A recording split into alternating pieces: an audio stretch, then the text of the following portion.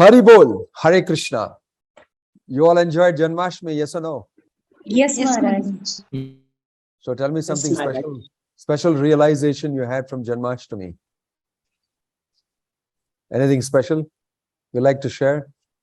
Janmashtami, appearance of Lord Krishna on this planet, in this country, very close by, in Vrindavan, in Mathura. So you're so fortunate to be born in India. How many of you have gone to the birthplace of Krishna in Mathura? See, quite a few. I don't know whether the others who have closed their videos are actually raising their hands. I don't have that special opportunity because they're not even raising their digital hands. Yeah. So it was a great occasion. We had a wonderful celebration here. I was present in Coimbatore and simultaneously in areas that I go around. We had so many Janmashtamis. I was getting reports from everywhere and huge amount of people turned up. And there was kirtans throughout the 24 hours and there was Krishna Katha and tons of prasadam being distributed to everybody who came. And we had about 35,000 visitors the whole day here in Coimbatore. And we had a union minister from the government, cultural minister, come here and inaugurate a chief guest. And so many people came. Yeah, Janmashtami is very important for many people. And everybody makes a beeline to the nearest ISKCON temple, wherever they are. So I was praying for all of you during Janmashtami also, all my students in the living the Gita, in the BGO and other, may Krishna shower his blessings on all of them. I prayed for all of you. Jai Ho. Thank you, Maharaj. That's the best I could do for all of you. I know it's just a prayer, but that's all I could do now. Right. So, do you know what I told you to do the last time? Is there anything special I asked you to do? Because we're meeting after 2 weeks, right? 2 weeks or 1 week? We skipped 1 week or 2 weeks? 2 weeks. 2 weeks. Wow, that's very long. No wonder I was missing all of you. Okay. So, here we go. I would ask you briefly, do you at least remember where we were discussing? Or where we were discussing? Maharaj, that Chatur Shloki, that 4 shlokas of Bhagavad Gita. 4 in. We finished that? We discussed that, I think, no? Yes, Maharaj. We already discussed that. Okay, that must be this one, right? Can you see my screen? Yes, Maharaj. So Chatushloki is from Shloka 8 to 11. Very wonderful, beautiful shlokas. Let's chant it together. Aham sarvasya prabhavo mattah sarvam pravartate iti matva bhajante mam buddha bhava samanvitaha. Please read. Shanti, Vidya Sagar, will you read this on the screen? Yes, Maharaj, Hare Krishna. I am the source of all spiritual and material worlds. Everything emanates from me. The wise who perfectly know this engage in my devotional service and worship me with all their hearts. Thank you, Maharaj. Hare Krishna. Hare Krishna. And the next one. Machchitta madgata prana bodhayantah parasparam katayantas chamam nityam tushyanti charamanti cha. Another wonderful shloka. Like, who likes to read that? Shalini? The thoughts of my pure devotees dwell in me. Their lives are fully devoted to my service, and they derive great satisfaction and bliss from always enlightening one another and conversing about me. Thank you, Maharaj. Yes. What about this? Tesham satata yuktanam bhajatam priti purvakam dadami buddhi yogam tam yena mam upayanti te. This is another amazing shloka. Anutama Gopal Prabhu, you want to read that? Hare Krishna Maharaj. To those who are constantly devoted to serving me with love, I give the understanding by which they can come to me. Hare Krishna. Amazing. I will help you. If you serve me with love, I will give you the intelligence and everything that's needed to come to me. Right. Isn't that amazing? Yeah. Okay, Dr. Sandhya, would you like to read this? Te shamevanukampartham aham agyanajam tamaha nashayami atma bhavasto jnanadipena bhasvata. Okay. To show them special mercy, to show them special mercy, I, dwelling in their hearts, destroy with the shining lamp of knowledge the darkness born of ignorance. Okay, thank you. Hare Krishna Maharaj. Yes. So these are real wonderful shlokas. I really wish that you would learn these things by heart. You can see Krishna is so personal, is, expressing that he is a lover of his devotees and he will go out of his way to do something for his devotees. He said, I will show them special mercy because I am the Paramatma in their heart. And because they are performing any little service to me and showing a little love to me, I will destroy ignorance in their heart. I light up the lamp of knowledge. You will become the most intelligent person if Krishna comes and starts tutoring you and becomes your teacher. He comes specifically and does this to you. It'll be amazing. So these are very personal and very wonderful shlokas. Krishna is expressing himself. You can see Krishna is a person. How can God not be a person? Look at all the intimate, very personal statements he is making about his devotee. How can you say that he is just some light? How can you say that he doesn't have a personality? How can you say that he is not capable of a relationship with us? So that's very important to note. And that's why we went through that. I hope you've been able to read that. And here is a beautiful quote that I've selected from the purports of Prabhupada so that we can reflect on it a little bit. Who would like to read that? Devaki Sumukhi Devi Dasi. Hare Krishna Maharaj. When a person knows the goal of life but is addicted to the fruits of activities, he is acting in Karma Yoga. When he knows that the goal is Krishna but he takes pleasure in mental speculations to understand Krishna, he is acting in Jnana Yoga. And when he knows the goal and seeks Krishna completely in Krishna consciousness and devotional service, he is acting in Bhakti Yoga or Buddhi Yoga, which is the complete yoga. This complete yoga is the highest perfection stage of life. Srila Prabhupada. Thank you, Maharaj. So Krishna is speaking about Bhakti Yoga. And Bhakti Yoga means a deep, loving relationship with the Supreme Personality of Godhead, who is a person, the absolute truth and the reality. And that is an option open for anybody, any soul in this world. And if you show the slightest amount of devotion, Krishna is there to reciprocate with you.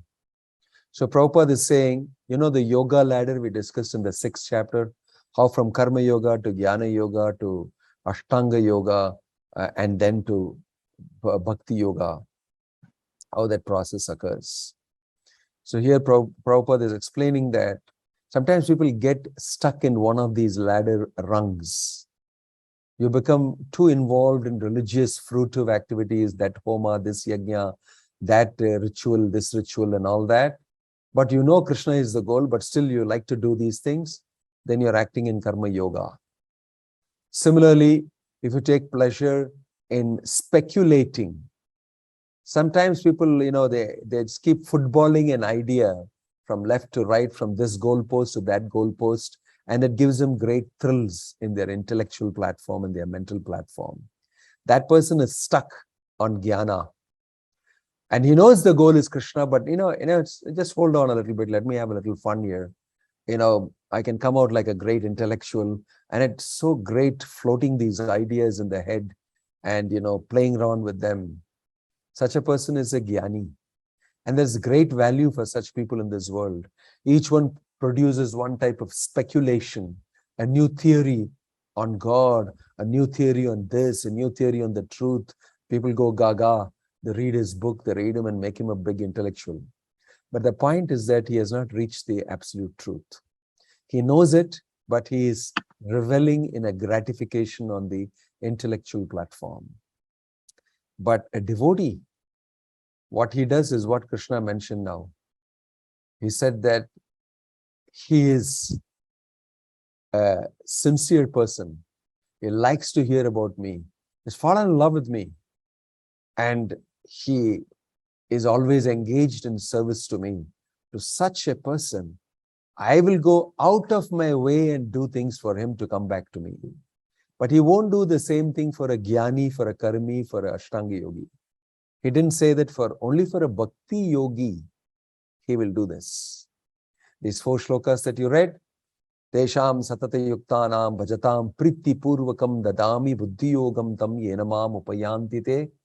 One who worships me, priti, with love. Dadami buddhi yogam tam. I will give him buddhi, intelligence, fit for nurturing his bhakti and coming back to me. So these are very amazing statements made. And I picked up this from Prabhupada's purport. So here is another one. Here's another beautiful quote. Mahalila, can you read that? The pure devotee always has Krishna within his heart. And with the presence of Krishna, who is just like the sun, the darkness of ignorance is at once dissipated. This is a special mercy rendered to the pure devotee by Krishna. Srila Prabhupada. Thank you, Maharaj. Yeah. Again, I picked up from the purports here this nice rendition and this nice expression of Prabhupada. So, this is the amount of value that Krishna gives to his devotee. We take the jnani, the karmi, and the ashtanga yogi. In comparison to all of them, how Krishna shows so much special favor to anybody who is having even a little bhakti. That should be noted very carefully. As soon as Arjuna hears these things, immediately the response of Arjuna is also great.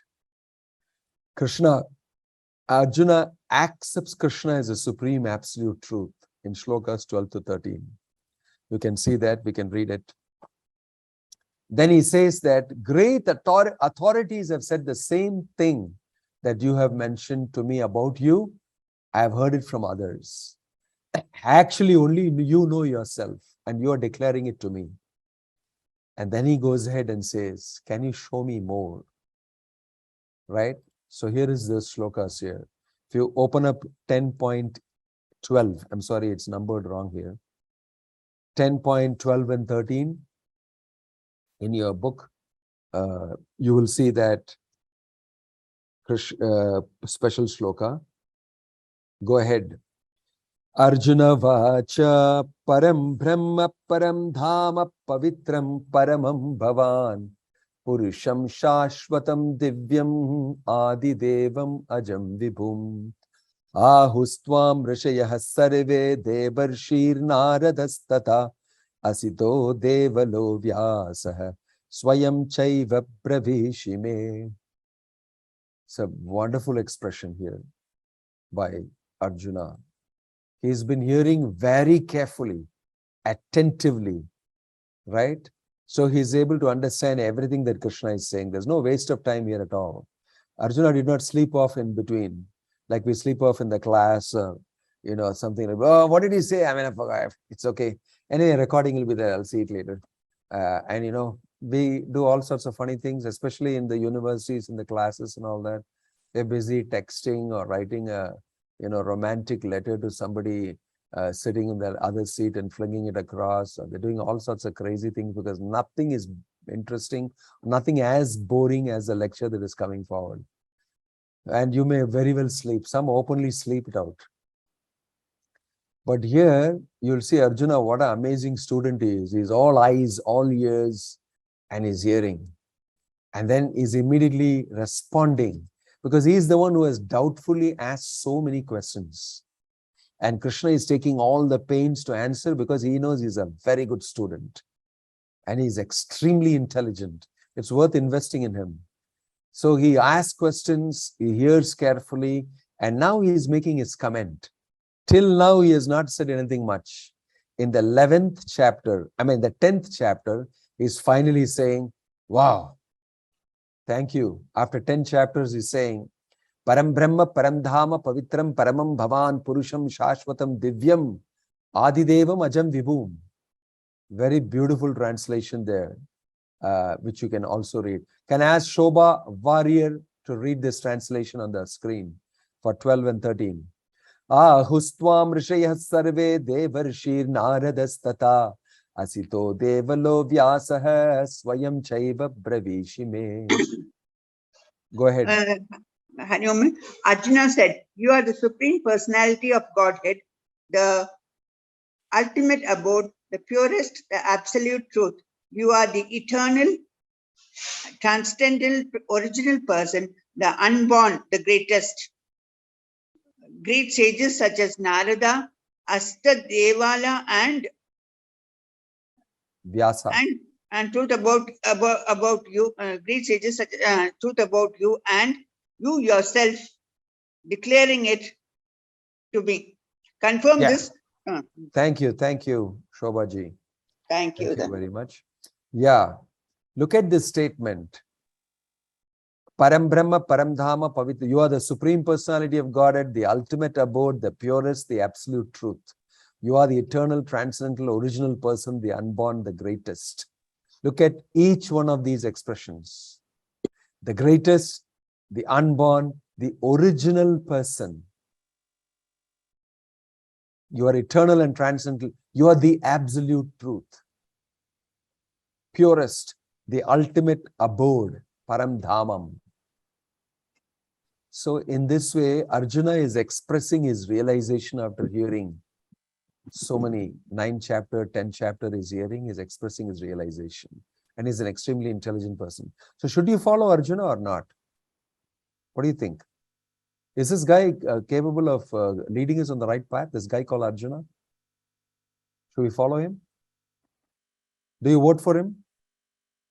Do you think what he's saying here is true? Right? Yes or no? Yes, you think so, Maharaj. right? Why do you think so? Look at him saying these things. Then he's going and saying, all the great sages, Narada, Asita, Devala, Vyasa, confirm this truth about you, and now you yourself are declaring it to me. He's also citing other references. Asita, Devala, and Vyasa are also saying the same thing about you. And now you are also telling the same thing about you. So it must be true. So proof, evidence of something means the person himself says it, and you can cross-reference it. Somebody else will say, yeah, that is true. What he's saying is true.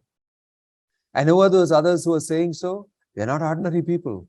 They're Asita, Devala, Vyasa, the person who chronicled the entire Vedic literature. Very, very highly respected thinkers. They have also said the same thing. And I have been hearing from you. I also think so. And you're also saying all these things. I completely believe in what you said.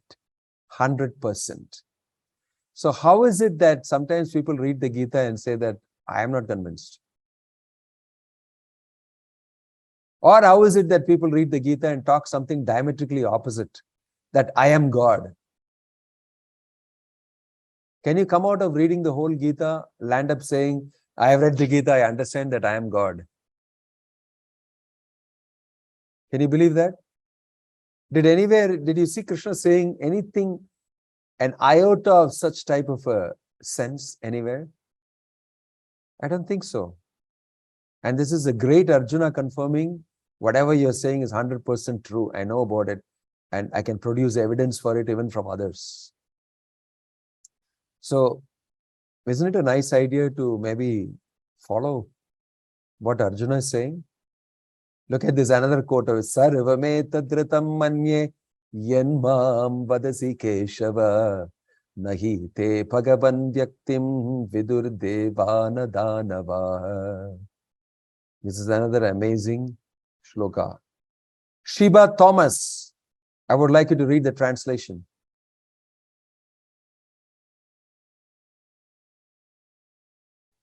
Is Shiba Thomas here?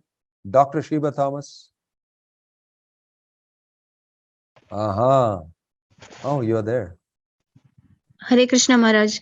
Yeah, please read the translation of this.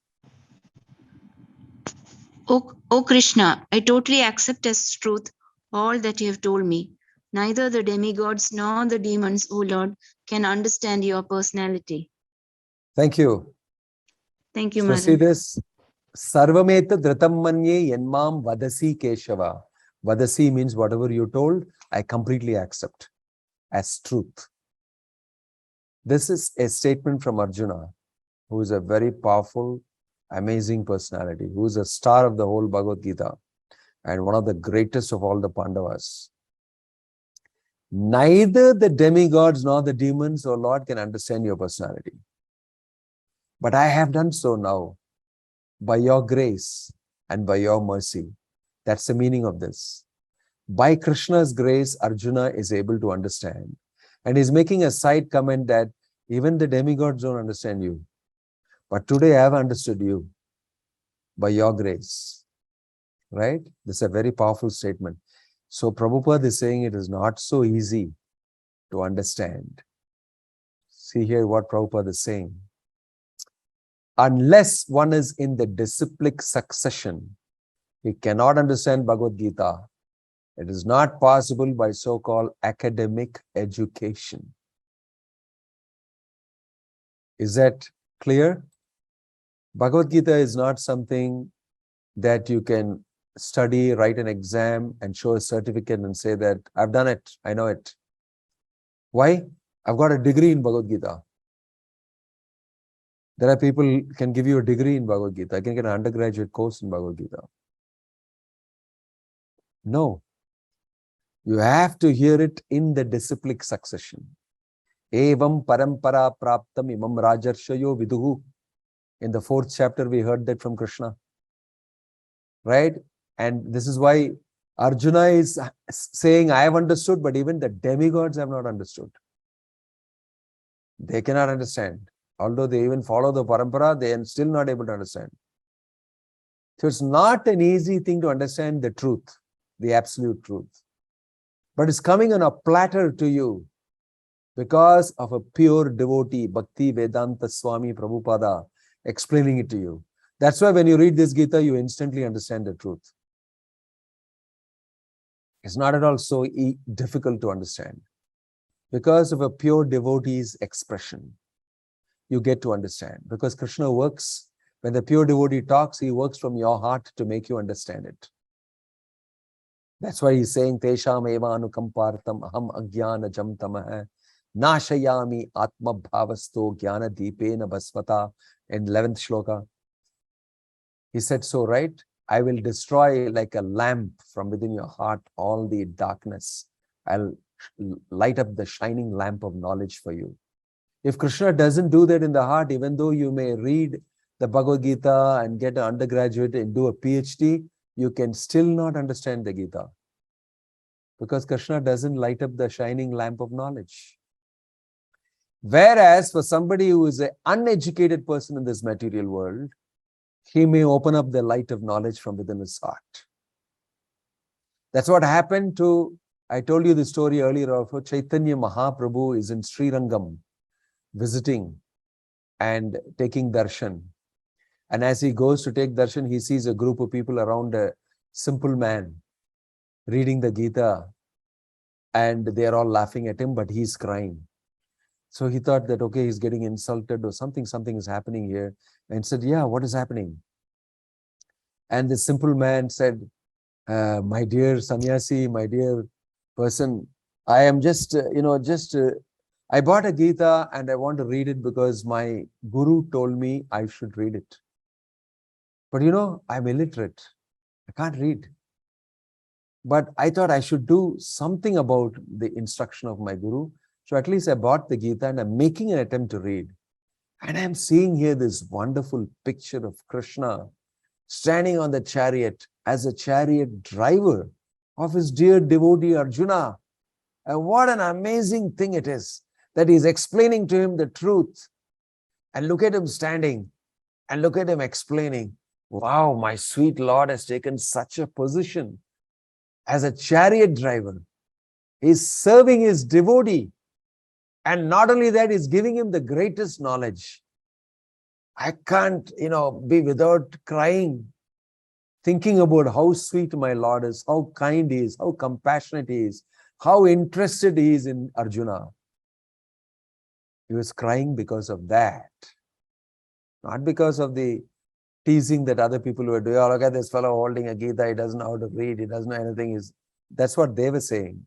But actually, he was crying not because of that. He was in ecstasy, holding the Gita in his hand, saying, my gosh, this is not an ordinary thing. It's a Supreme Lord standing on the chariot as a charioteer. He's a servant of his devotee. Isn't it amazing? That hit him immediately. And he was crying.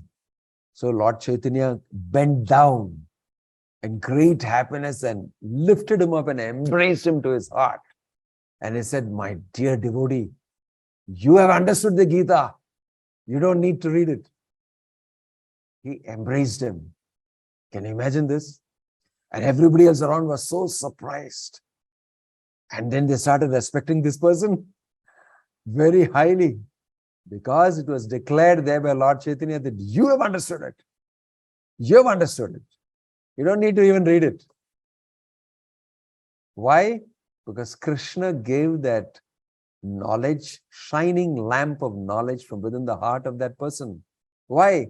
Very sincerely he's carrying out the instruction of his guru. And he's trying to read the Gita. It's so simple. It's so simple. Sincerity, simplicity, and an earnest desire to understand God, the truth, and following of your preceptor. That is the way you understand the Bhagavad Gita. That is explained here because Arjuna is commenting here. Sarvameta dhritam manye yanmam vadashi keshava. I am fully agreeing. And he knows that it has happened to me. Very rarely it happens to people. Even the demigods don't know. It's happened to me because of your grace. Right? And then he goes ahead to say in this 15th shloka, Swayam evatmanatmanam vetatvam purushottama bhuta bhavana bhutesha deva deva jagatpate. Another beautiful expression. Dr. Divyashri from Ernakulam, because it says EKM. Dr. Divyashri, would you like to read this translation that you see on the screen?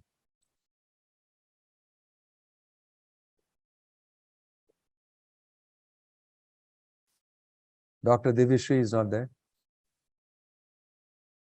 Oh yeah, thank you. Would you like to read this translation on the screen that you see? Or if you have the Bhagavad Gita with you, you can read it from text 14. Ji Maharaj. Indeed, you alone know yourself by your own internal potency, O Supreme Person, origin of all, Lord of all beings, God of gods, Lord of the universe. Oh, thank you, Divyashri. Thank you very much. So, look at this comment. Look at this wonderful comment. Indeed, you alone know yourself by your own internal potency, O Supreme Person, origin of all, Lord of beings, Lord of the universe. So Arjuna is in great happiness. He has discovered something. And this is what he's saying. Deva Deva Jagatpate, O Purushottama, Supreme Person, Bhuta Bhavana, Father of all living entities, Bhutesha, Supreme Controller of everyone, Deva Deva, origin of the demigods, Jagatpate, worshipful God of all demigods. You only know yourself. Isn't it amazing? All these statements made. So here is another quote of Prabhupada I picked up from there. D. Nair, can you read this? Is it Dr. Nair or D. Nair? Yeah, please read this on the screen. D. Nair Maharaj. Yeah. Hare Krishna Maharaj. Hare Thus Krishna. thus the truth about Krishna is established in this verse by the realization of Arjuna, and we should follow in the footsteps of Arjuna to understand Krishna as he is. Srila Prabhupada. Hare Krishna Maharaj. Thank you, Nairji. So, these statements of Arjuna are very important to know, because he is not simply willy-nilly heard the Gita just like that in the battlefield. Oh, I have nothing much to do. Let's hear you talk about something till the war starts or something like that. A very serious, and he is giving his time, energy, everything. And these are his comments, and these comments should be taken very seriously by us. And Prabhupada is concluding here, therefore we must follow in the footsteps of Arjuna. Because what are the footsteps of Arjuna? After this, he will start acting according to Krishna's instructions. The next thing you should do, one thing is to understand, one thing is to follow. The next thing we should do is to act. If you have understood, you should act.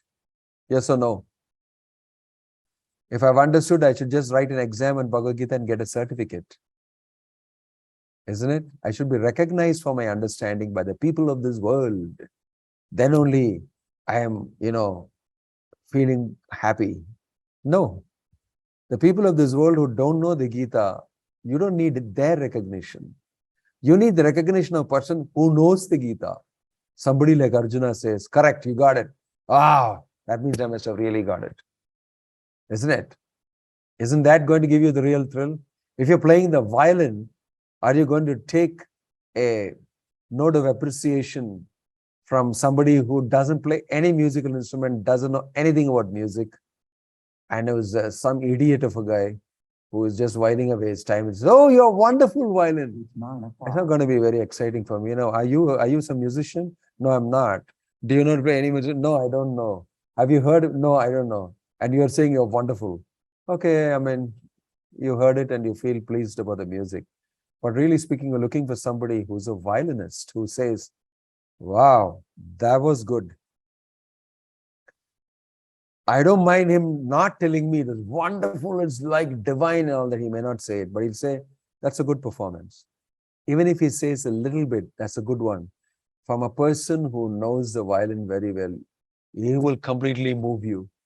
It's a genuine appreciation, isn't it?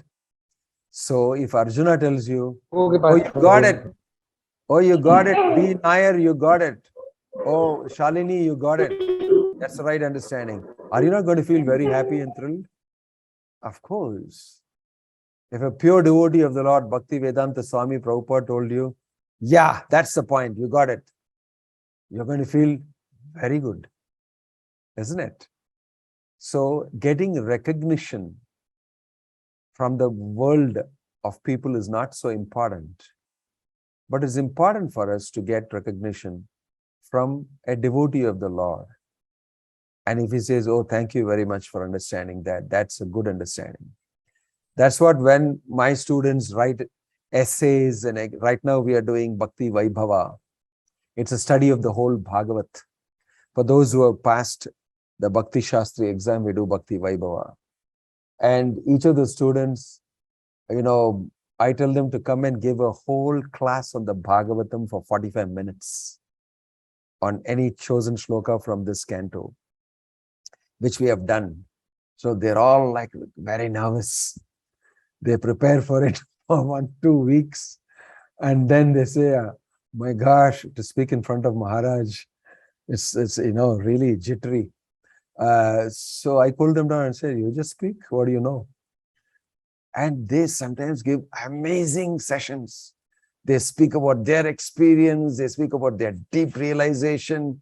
And I am completely absorbed. And I think that what a wonderful realization. What a wonderful expression in your own words about your understanding. I love to hear the students speaking. And that's one of my greatest thrills. But unfortunately, most of the students sometimes are very afraid. They don't talk, they don't ask questions and all that. But for me, it's a great pleasure to watch. And I want to know whether I've been able to convey the information properly, whether I have done my job properly, whether I've conveyed the Bhagavad Gita as it is, as it clicked. Because if it has clicked, that means Krishna from within their heart has acted and their understanding has come through. That means I'm connected in the loop, that I am saying this and Krishna is making an arrangement for that person to understand. And I feel I'm recognized for that little seva I'm doing. I'm trying to repeat as it is what Bhaktivedanta Swami Prabhupada has written and trying to make them understand.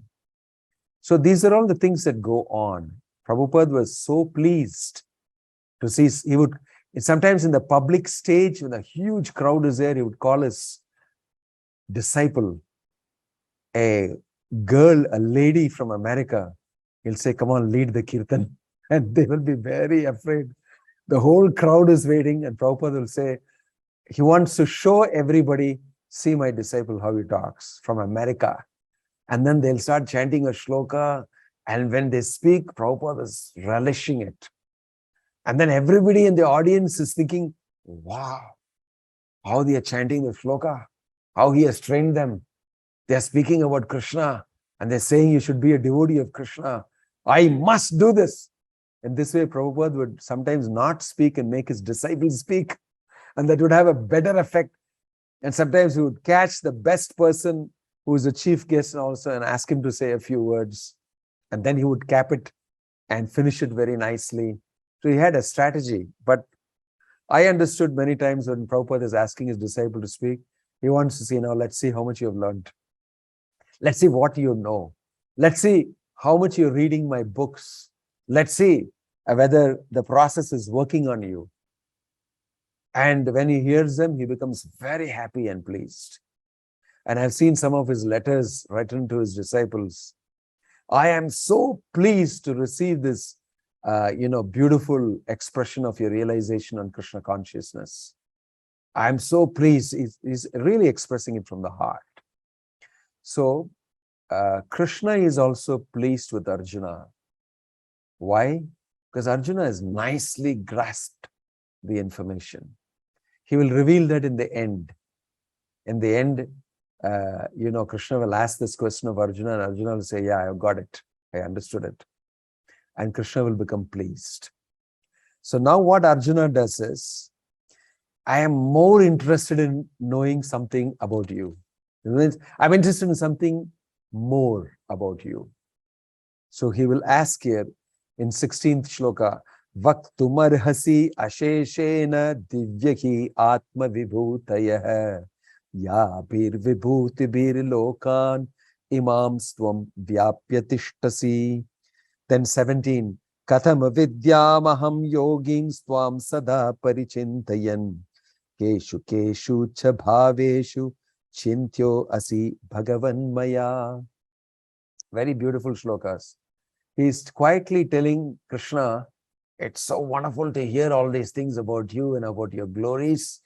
Can you tell me more about yourself? That's what he's asking. Please tell me in detail of your divine opulences by which you pervade all these worlds. O Krishna, O Supreme Mystic, how shall I constantly think of you? How shall I know you?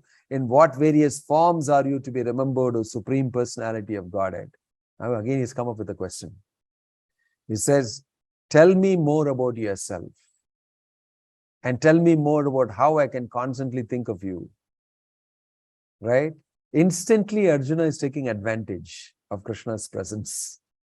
Now that you told me and I'm ecstatically understanding these things, can you tell me more? Tell me more about yourself. If you say, tell me more about yourself to a politician on the stage, wow, really? Give me the mic. I like to talk to you volumes about myself. And he's going to go on and on and on. and everybody will leave. From the audience, most probably people will leave. But he doesn't care. He's going to keep talking about himself, bloat himself, blow his trumpet to you. I don't think Krishna is talking like that. Krishna does not need the great approval of anybody that he is great.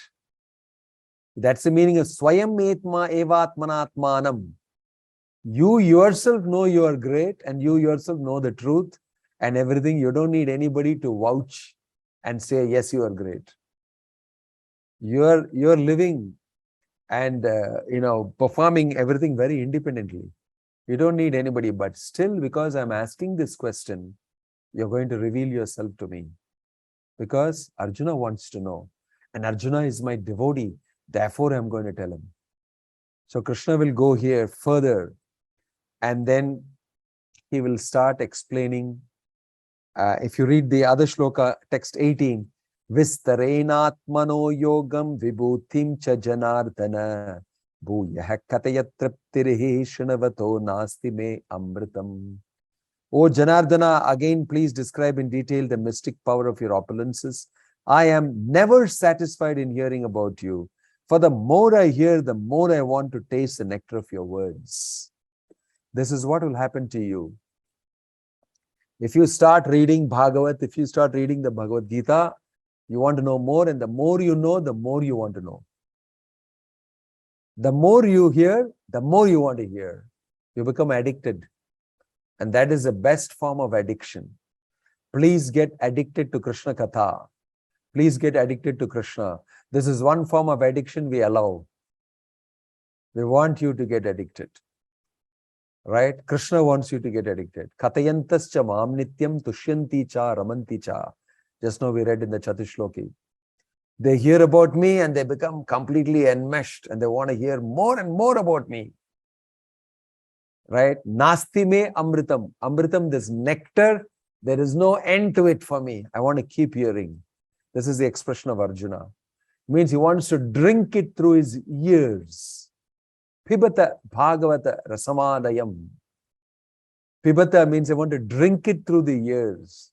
Yat karnanadim geharatim chindanti. It enters through your ears, this liquid of Krishna Katha, and goes and cuts the hard knot of material life in your heart. It's very amazing, you see. So this hearing is very important. Hearing from a devotee of the Lord, the glories of the Lord. Because we should always become thirsty for hearing about Krishna. Right? Because it's so addictive and Krishna is the supreme and everything about him is wonderful. Most people don't know because they got all these heroes that they already have in this world. These chota heroes, they have some Mark Zuckerberg or Elon Musk or some film actor and film actress or somebody performing music and jumping and dancing half naked.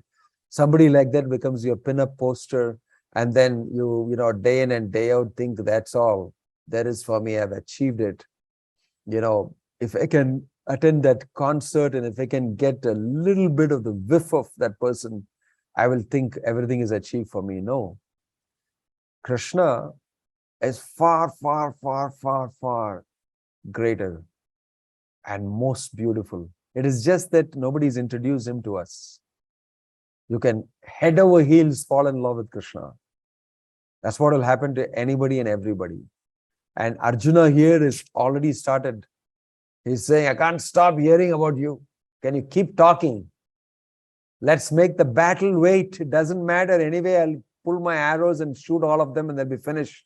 But this, I don't want it to finish. Nasti me amritam. I don't want this nectar to finish. Can go ahead again. Speak some more.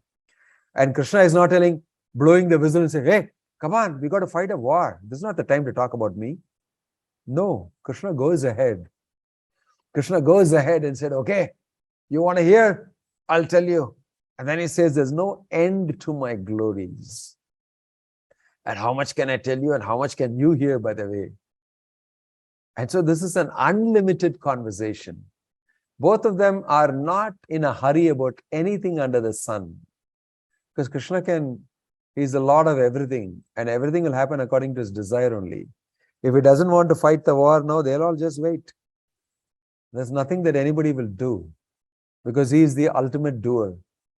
And he wants to satisfy his devotees' question. So Krishna will go ahead and start saying, you want to know my greatness? I'll tell you a few things about it. And he'll start describing his greatness, which is so amazing. And he said, you want to know? First of all, I'll tell you, the way you should understand is because you are a conditioned soul. You know only the material world, right? All great things in the material world is me.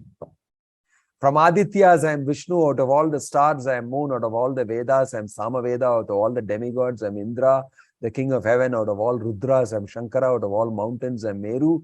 Out of all sages, I am Bhrigu. Out of all demons, I am Prahalad. Out of all elephants, I am, Airavata. Like this, he goes on and speaks amazing things about his greatness in a manner that a conditioned soul like any of us can understand. Because we know all these things as great. Ganga is great, Himalaya is great, Brahma is great, Moon is great. So I am that. Out of all the stars, I am the moon. Out of all the demons, I am Prahalad, who is a wonderful devotee. Out of all elephants, I am Airavata. Out of all snakes, I am Anantasesha. Like this, he will explain his opulence. And you may read that 40 different types of personalities and things of this world he will take up and describe as different types of greatness. As a homework, you should read it because I will not be reading that. You should read that opulence. Most of this chapter is that. And it goes on and on after this. If you see that, you'll see Anantaschasmi naganam varuno yadasamaham Pitranam Ariyama Chasmi Yamaha Samyamatam Aham Prahaladas Chasmi Daityanam Kalahat Kalayatam Aham Mriganam Cha Mrigendroham Vainate Yascha Pakshinam. In this way, Krishna will go on and he will take different types of example and then he will tell Arjuna, there is no end to my greatness, but I'll say these things to you, and then till text 40, he will describe. We are right now reading from text 18. So he will speak about 40 different examples of his greatness. I leave it to you as a homework for you to read that. And then we will continue the rest of the session. Okay? So Krishna describes his greatness on the request of Arjuna. And I like you to read that as a homework. All the different things that are listed up on that list. They're all shlokas right up to text 40. So when you come the next time, I'll do the last portion of the chapter 10, that is 41, 42 and all that. Okay? It's a little homework. It's just reading. I don't need to go through it with you fully. Okay? So there I stop. This chapter is the opulence of the absolute. You say the title, it doesn't say opulence of Krishna. It says opulence of the absolute. Absolute truth. Because that's what Arjuna said. Param Brahma, Param Dhama, Pavitram, Paramam Bhavam, Purusham, Shashvatam, Divyam. He described Krishna as absolute truth. So there is personality in the absolute truth. There is greatness in the absolute truth. There are so many amazing qualities that you will definitely fall for in the absolute truth, Krishna. So everyone is capable of being a lover of Krishna. So Krishna is revealing his greatness so that you'll fall in love with him and not with Elon Musk or Mark Zuckerberg or some other film actor or film actress or somebody. So Krishna is revealing himself, right? So that you can fall in love with him. Go ahead, do it. Go ahead, do it. The 10th chapter tells you, I dare you to fall in love with Krishna. Actually, Krishna is saying, I dare you to fall in love with me. After all that I've told you, let's see whether we will do it. Krishna is waiting for you. Did you not hear the 10th chapter and read my glories? Now, will you fall in love with me? I am great. Are you seeking somebody great? Would you want to be the follower of somebody great? Yes, of course, Elon Musk. No, he's an idiot. He'll die right now. I'll put him to death very soon. Yamaraj will come and take him away, and he has done a lot of things. He'll be tested. Right? So I told you that I am great. I'm eternally great. So many billions of Elon Musks come and go within the lifetime of Brahma. I already explained that to you, Krishna is going to say. I already explained that to you, isn't it? Sahasra yuga pariyantam aharyat brahmano viduhu ratrim yuga sahasrantam te aho ratra vido jana. Did he not tell you that?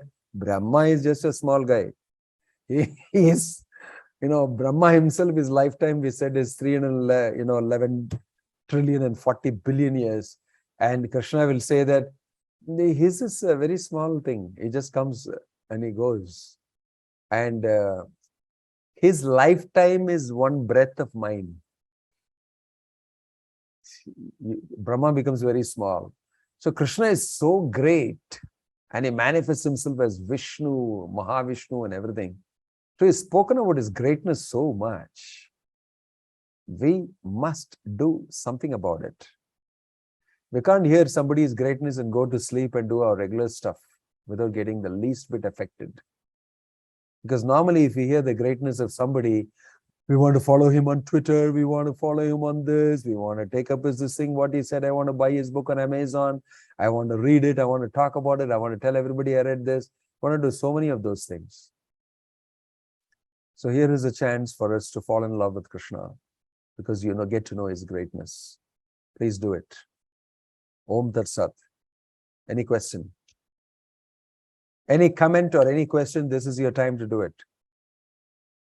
Arjuna made a comment. Param Brahma, Param Dhama, Pavitram, Paramam Bhavam. You want to make any comment? Okay.